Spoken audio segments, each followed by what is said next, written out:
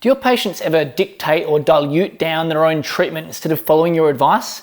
Well, here's how you can take back control. But before I do that, my name is Tristan Bond. I'm the CEO of Practice Acceleration, and what we do is we help great healthcare professionals to create thriving businesses with an emphasis on building a business that doesn't depend on you.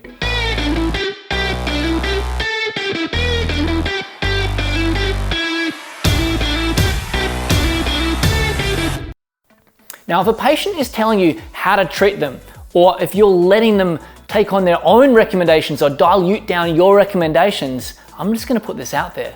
It's flat out unethical. If your patient leaves thinking they're gonna get an outcome when you know that they're not, because they're not following your treatment, not only is it bad for them, but it's really bad for your reputation as well. Because what do you think they're gonna get out there and say if they don't get a good outcome? They're gonna go around telling anyone that will listen that you didn't fix them. So here's what you have to remember. Please remember this. You are the trusted advisor. You're the expert in the room. It's up to you to control the consult and make sure that your patient gets the outcome that they're quite frankly seeing you and paying you for. Now, this comes down to using a system. There is a systematic process you've got to follow that governs people's buying decisions. If you want a patient to become committed to following your advice, here are the steps that they have to go through.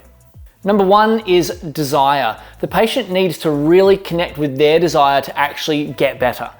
To really heighten that feeling of desire in your patient, why don't you just ask them this? Hey, why is it important for you to seek my help? What difference would solving this problem actually have for you?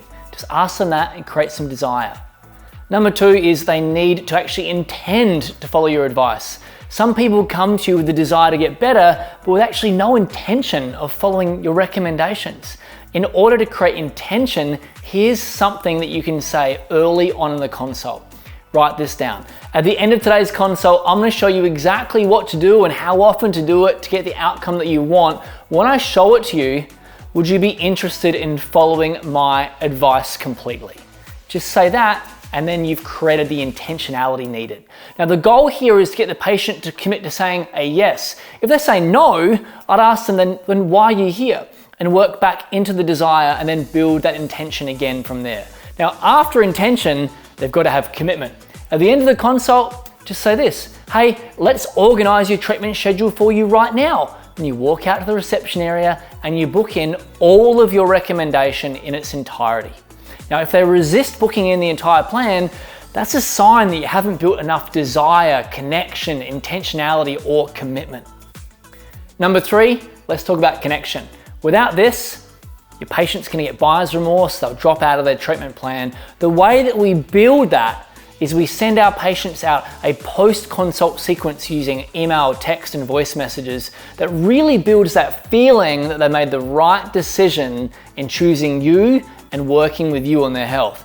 When you hit these four triggers, desire, intention, commitment, connection, that's where you really get buy-in from your patients to follow your solution and get the outcomes that they want and that they're paying you for. So make sure you start to follow these steps to create the emotional buy-in, then paves the way forward for your patients to get the best outcomes and turn into raving fans of your thriving business. Hey, I know that there's a lot that we've covered in this episode, but if you want to learn more about growing a practice that doesn't depend on you, you've got to grab a copy of my latest book, The Practice Acceleration Method.